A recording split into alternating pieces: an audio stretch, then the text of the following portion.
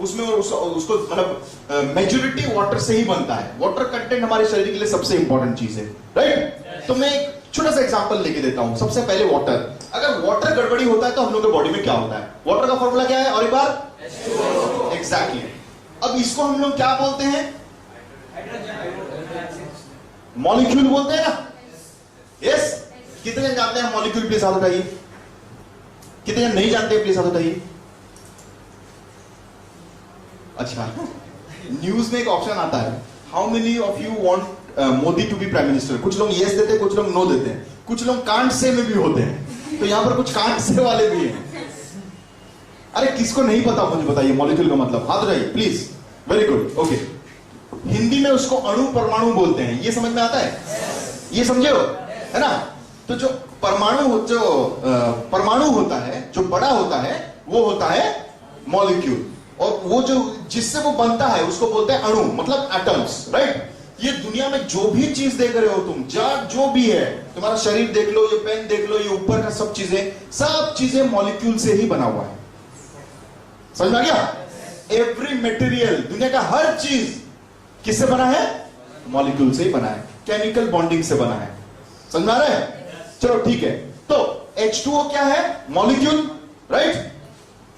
अब पानी, हम लोग जो पानी पीते हैं, कुछ लोग म्युनिसिपैलिटी वाला पानी पीते हैं, कुछ लोग टैप वाला पानी पीते हैं। बहुत लोगों को ये नहीं पता कि जो पानी को हम लोग साफ करने के लिए क्या यूज करते हैं? ब्लीचिंग पाउडर, है ना? जो ब्लीचिंग पाउडर यूज करते हैं उसमें क्या होता है? उसमें एक केमिकल होता है जिसको बोलते हैं हम लोग क्लोरीन, जो एक ब्लीचिंग एजेंट है। ब्लीचिंग एजेंट मतलब क्या?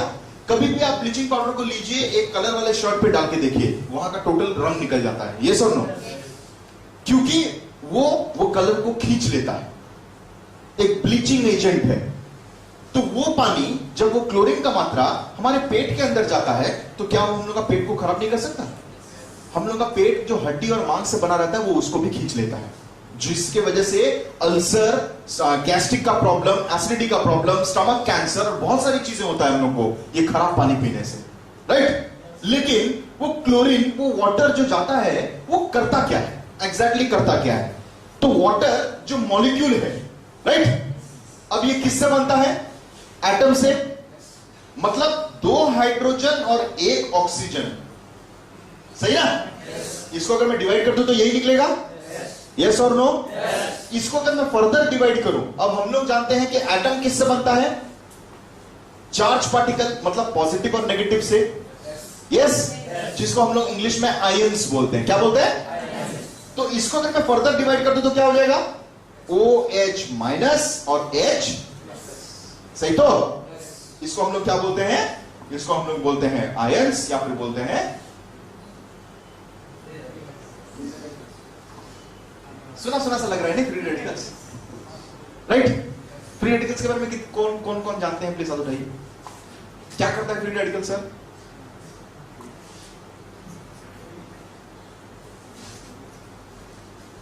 Any idea? No, concept clear नहीं है। Very good. You ask, if you will go to the market and you will ask people that what is exactly a free radical, 99% of the people, those who are doctor even, they are not able to say what exactly a free radical is. You must have heard about the antioxidant. You have heard? Yes?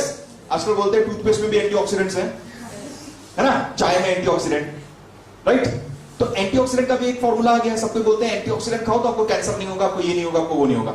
Do you know what exactly antioxidant is? Anybody? कोई भी कुछ भी idea? क्या हो सकता है वो? सुने तो हो, लेकिन क्या हो सकता है? Any guesses? No? Nobody? शरीर के अंदर जो टॉक्सिन्स रहते हैं उसको निकालने के लिए एंटीऑक्सीडेंट काम आता है। ओके फाइन, चलो ये एक पहलू है। और कुछ? ऑक्सीजन देता है। एंटीऑक्सीडेंट मतलब ऑक्सीजन देता है। ओके ठीक है, चलो ठीक है। नहीं, ओके, हर किसी का कॉन्सेप्ट है अपना अपना, है ना? एक्चुअली हम लोग को पता ही नहीं रहता कि एंटीऑक्सीडेंट क्या। आप डॉक्टर को जाके पूछिए, वो भी कंफ्यूज हो जाएगा। वो बोलेगा एंटीऑक्सीडेंट, हाँ अच्छा चीज है, लेकिन उसको ये नहीं मालूम एंटीऑक्सीडेंट करता क्या है, राइट? अब अगर सपोज ये चीज आपको नहीं मालूम तो आप किसी बच्चे को समझा पाओगे? मैं आपको बहुत सिंपल तरीके से समझा देता हूं, आप एक बच्चे को भी समझा पाओगे। ये क्या होता है, जब हम लोग कोई भी चीज को डिवाइड करते हैं, या फिर कोई भी चीज जब हम लोग को ठीक क्वांटिटी में नहीं मिलता, तो वो क्या होता है? ऐसे टूटने लगता है, राइट? मॉलिक्यूल से टूट जाता है एटम, और एटम से टूट जाता है, क्या बन जाता है? आयंस बन जाता है या फिर फ्री रेडिकल्स, राइट? ओके, अब ये चार्ज पार्टिकल हो गया। अब मुझे बताइए इन तीनों में से सबसे स्टेबल कौन सा है, सबसे स्थिर कौन सा है? सबसे स्टेबल, सबसे पहला वाला कौन सा? मॉलिक्यूल। उसके बाद फ्री रेडिकल। आप देखे होंगे ना, जो भी नेगेटिव चीजें होती है, जो भी मतलब चार्ज पार्टिकल होता है, वो हमेशा नुकसान ही पहुंचाता है, ये सुन लो। जैसे कि सपोज अगर देख लिया जाए वो सॉकेट जहां पर हम लोग प्लग लगाते हैं, है ना, एक पॉइंट होता है पॉजिटिव, दूसरा पॉइंट होता है पॉजिटिव में अगर मैं टेस्टर घुसाऊं तो क्या होता है? कुछ नहीं होता। नेगेटिव में अगर टेस्टर घुसाऊं तो क्या होता है? क्या होता है? वो करंट दिखता है ना, राइट? उसको अगर मैं चार्ट दूं तो क्या होगा? अगर मैं वो नेगेटिव को चार्ट दूं तो क्या होगा? शॉक लगेगा, है ना? ऊपर का महला क्लियर हो जाएगा पूरा। ओके, सो ये जो मॉलिक्यूल है, ये जो चार्ज पार्टिकल है, नेगेटिव या फिर कोई भी चार्ज पार्टिकल हमेशा कुछ ना कुछ नुकसान ही करता है, राइट? अब मैं आपको एक और छोटा सा एग्जांपल दूंगा। ये बॉडी में हम लोग जानते हैं कैंसर, यस और नो? कैंसर होता कैसे है? हमारे सेल के अंदर एक बहुत छोटा सा चीज है जिसको बोलते हैं प्रोटीन। सेल का भी बहुत सारी चीजें प्रोटीन रेगुलेट करता है। क्या रेगुलेट करता है? एक सेल का काम होता है कि वो दो और सेल को जन्म देगा और खुद क्या होगा? मर हो जाएगा, डेथ हो जाएगा। ये और दो को बर्थ कर देगा और ये खुद डेथ हो जाएगा। यही होता है ना? यस, नॉर्मल सेल साइकिल में यही होता है, राइट? लेकिन जिनका प्रोटीन ठीक नहीं रहता, जो सेल में प्रोटीन ठीक नहीं रहता, उसका क्या होता है? वो दूसरे को जन्म तो देता है लेकिन खुद मरता नहीं। अब वो प्रोटीन के साथ क्या हुआ रहता है? जो लोग ठीक से प्रोटीन खाते नहीं है, प्रोटीन बनता किससे है? प्रोटीन बनता है 20 एमिनो एसिड से। कितने से बनता है? 20 प्रकार के एमिनो एसिड से प्रोटीन बनता है, जिसमें से 11 प्रकार के एमिनो एसिड ऐसे हैं जो हमारे बॉडी में खुद ब खुद बनते हैं। भगवान ने हमारा बॉडी ऐसा बनाया है कि वो 11 प्रकार के एमिनो एसिड अपने आप बनते हैं, उसमें कुछ करना नहीं पड़ता, राइट? उसीलिए उसको क्या बोलते हैं? नॉन एसेंशियल एमिनो एसिड, मतलब जरूरत नहीं है, बॉडी में अपने आप बनता है, तो उसको क्या बोलते हैं? Non essential. बच गए कितने? 9, 11 चले गए और कितने बच गए? अब ये 9 प्रकार के एमिनो एसिड जो है, इसको हम लोगों को बाहर से लेना पड़ता है। ये हमारे बॉडी में खुद ब खुद फॉर्म नहीं होता है, इसीलिए इसको क्या बोलते हैं? एसेंशियल एमिनो एसिड, मतलब जिसका जरूरत है हमको। और वो 9 प्रकार के एमिनो एसिड बनते किससे, मिलते कहां से हमको? फ्रूट से या फिर वेजिटेबल से। इसीलिए मम्मी हमको बचपन में डांट डांट के बोलती है कि हर प्रकार के फ्रूट्स खाओ, हर प्रकार के सब्जी खाओ, राइट? क्यों बोलती है? क्योंकि किसी कोई एक वेजिटेबल में एक प्रकार का एंटीऑक्सीडेंट होगा, सॉरी एमिनो एसिड होगा, किसी में 2 प्रकार के होंगे, किसी में 3 प्रकार के होंगे। तो जब तक मुझे 9 नहीं मिलेंगे तब तक मेरा 20 नहीं होगा, और जब तक मेरा 20 नहीं होगा तब तक मेरा प्रोटीन नहीं बनेगा। जब तक मेरा प्रोटीन नहीं बनेगा तब तक मेरा सेल जन्म तो देगा लेकिन खुद नहीं मरेगा। समझ में आ रहा है? जो लोग ये 9 प्रकार के एमिनो एसिड जिनको डेफिशिएंट हो जाता है, जिन लोगों को नहीं मिलता, या फिर जो लोग अपने ही प्रोटीन को बिगाड़ते हैं, दारू पी के, तेल मसाला खा के, सिगरेट पी के, ये सब जो बाहर वाला चीज हम लोग गलत अभ्यास करते हैं, ड्रग्स लेके, तब क्या होता है? आप सुने होगा कि जो लोग सिगरेट पीते हैं उन लोगों का कैंसर होता है बोल के, यस और नो? तो जिन लोगों को निकोटिन, अब सिगरेट में निकोटिन होता है, तो निकोटिन क्या करता है? धीरे धीरे सेल के अंदर जाता है और ये प्रोटीन का एमिनो एसिड को तोड़ने लगता है, राइट? तो जो हर्ष ये H2 का हुआ था, प्रोटीन का भी सेम होता है। वो मॉलिक्यूल से क्या बनता है? क्या बनता है? और एटम से क्या बन जाता है? Free radicals.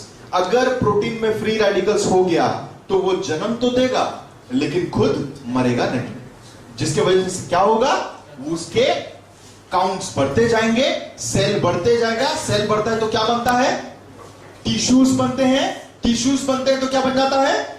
ऑर्गन बनता है, जिसलिए एक बड़ा सा ट्यूमर बनता है। अब देखिए होगा ना, जिन लोगों का ट्यूमर होता है, इतना बड़ा एक नया ऑर्गन बन गया रहता है, यहां पर मुंह के पास, ये पेट के अंदर एक अलग सा एक्स्ट्रा मांस का टुकड़ा बन जाता है, ये सुन लो। वो किस लिए? क्योंकि वो टिश्यूज बहुत ज्यादा बढ़ गए हैं, जो एक नया ऑर्गन को जन्म दे दिया। वो नए टिश्यूज किस लिए बने? नया टिश्यूज किस लिए बने? ये सेल के लिए, क्योंकि ये सेल और मरा नहीं। ये सेल क्यों नहीं मरा? प्रोटीन की वजह से। वो प्रोटीन में ऐसा क्या डिफेक्ट हुआ था? Free radicals. वो फ्री रेडिकल्स क्यों हुआ? एटम्स नहीं, वो फ्री रेडिकल्स किस लिए हुआ?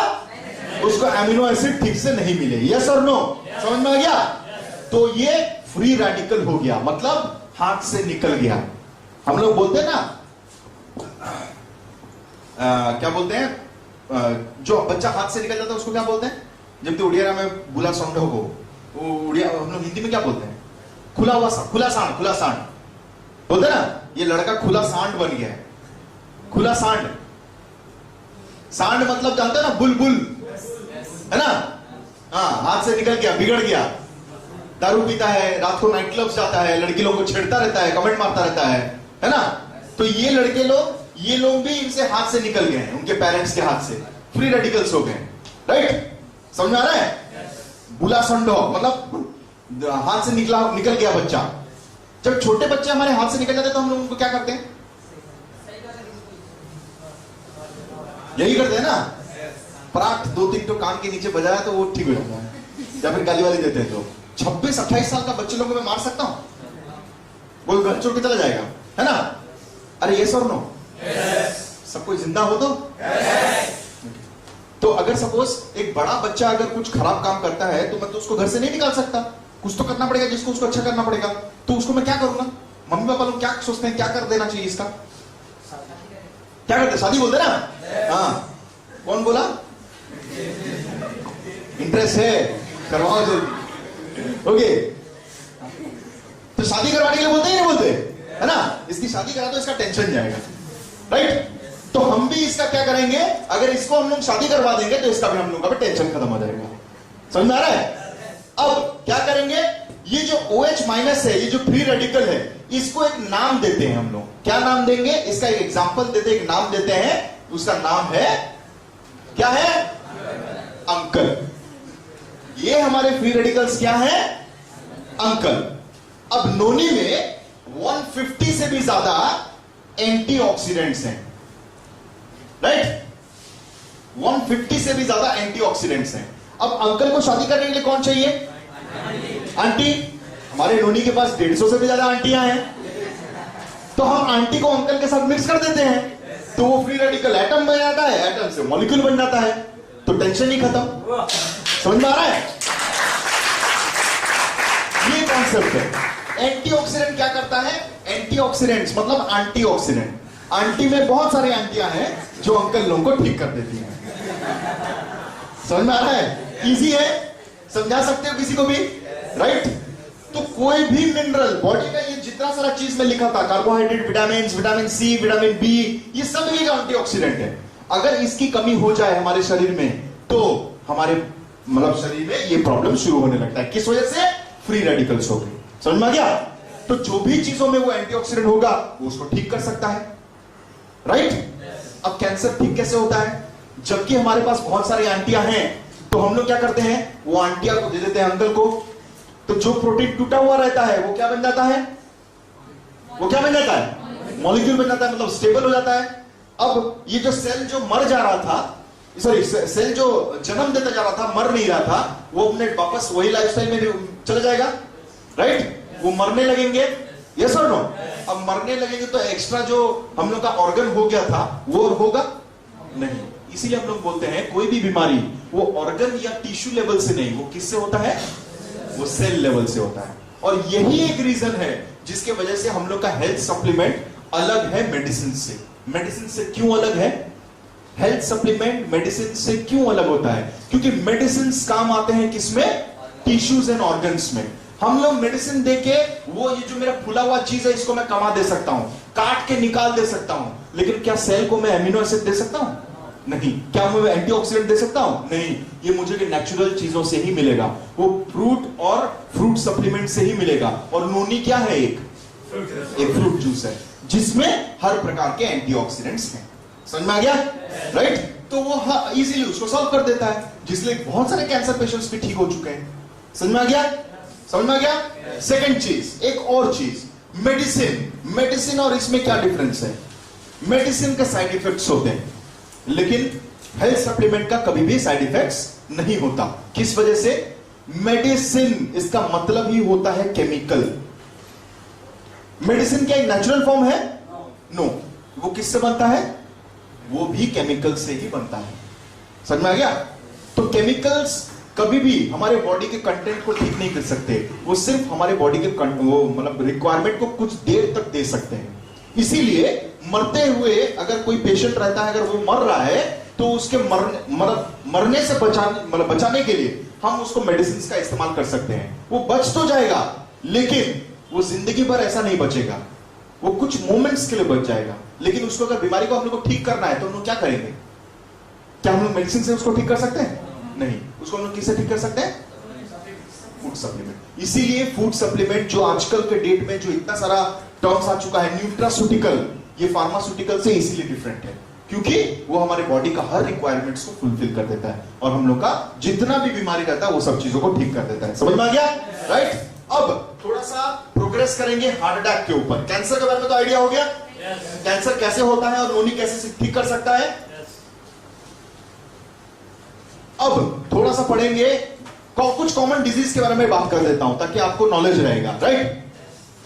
इसको छोड़ के एक और डिजीज के बारे में बात करते हैं, जो पहले होगा डायबिटीज के बारे में बात करते हैं। सबसे बड़ा मिथ लोग जो बोलते हैं शुगर से डायबिटीज होता है, शुगर से कभी भी डायबिटीज नहीं होता है।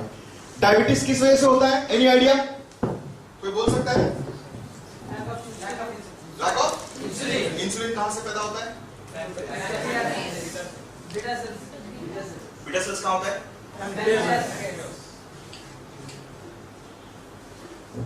जिन लोगों को नहीं पता उन लोगों के लिए भी थोड़ा इजी कर दूं। यहां पर गाड़ी कितने जन के पास है? बाइक्स। Very good. ओके, आपका बाइक का इंजन किसमें चलता है? पेट्रोल, है ना? एक सेल को मैंने कंपेयर कर दिया किसके साथ? बाइक का ओके। अब इंजन को काम करने के लिए क्या चाहिए भाई? Very good. जैसे इंजन को काम करने के लिए पेट्रोल चाहिए, वैसे सेल को काम करने के लिए ग्लूकोज चाहिए। समझ में आ गया? अगर ये इंजन है तो इसका पेट्रोल क्या है? ग्लूकोज। समझ में आ गया? अब आप देखे होंगे कि वो इंजन के टंकी में एक तो लॉक रहता है जिसको अपनी चाबी से खोलना पड़ता है। ये सुनो, तो उसका एक चाबी भी है। ओके, तो ये इंजन का एक की है, एक चाबी है। वैसे ही सेल का भी छोटा छोटा दरवाजा है जहां पर लॉक लगा रहता है और उसको खोलने के लिए एक चाबी चाहिए, और वो चाबी है। इतना क्लियर है सबको? कोई डाउट हो तो please repeat, please ask me. Anybody? Okay. अब ये इंसुलिन कहां से होता है? हम लोग को ये इंसुलिन मिलता है पैनक्रियास। राइट। ये हमको मिलता है पैनक्रियास से। समझ में आ गया? नाउ यहां पर मैं एक इंसान खड़ा हूं, मुझे पता है कि ये चाबी मेरे पॉकेट के अंदर है, मुझे यहां से लाना है और ये चाबी को यहां पर ऐसे करके घुसा के उसको मोड़ना है, तभी जाके वो लॉक खुलेगा, है कि नहीं? बॉडी के अंदर ऐसा कोई इंसान है जो उसको गाइड करेगा कि इंसुलिन को वहां से लेना है, ऐसे घुसाना है, ऐसे खोलना है? नहीं है। राइट। तो कैसे होता है, क्या होता है? बॉडी का मैकेनिज्म थोड़ा सा डिफरेंट है। वो लोग अपना हर चीज अपना हार्मोनल सिग्नल से काम करते हैं, मतलब सिग्नल से काम करते हैं। अगर एक सिग्नल दूसरे सिग्नल के साथ मैच हो गया तो पता चल गया कि दरवाजा वहां पर है। राइट। अब कैसे होता है? सपोज ये एक इंसुलिन है। सबसे पहला चीज, अगर मुझे बताइए मेरा पेनक्रियास किसी कारण से खराब हो गया तो इंसुलिन निकलेगा? इंसुलिन अगर नहीं निकला तो मैं सेल का दरवाजा खोल सकता हूं? सेल का दरवाजा नहीं खुलेगा तो ग्लूकोज अंदर घुस सकता है? नो। ये है टाइप 1 डायबिटीज। टाइप 1 डायबिटीज में यही होता है, हम लोग का पेनक्रियास काम करना बंद कर देता है। पेनक्रियास काम करना किस लिए बंद कर देता है? जो लोग ठीक से खाना नहीं खाते, जिन लोगों को वो जितना भी मैंने सब कुछ लिखा था यहां पर, कार्बोहाइड्रेट, मिनरल्स, विटामिन, वो सब की अगर कमी हो गई तो आपका पेनक्रियास काम नहीं करेगा, या फिर जो लोग दारू पीते हैं, जो लोग गलत चीजें खाते हैं, उन लोगों का पेनक्रियास काम नहीं करेगा, राइट। इसीलिए हम लोग बोलते हैं तेल वाला चीजें ज्यादा मत खाइए, क्योंकि कुछ भी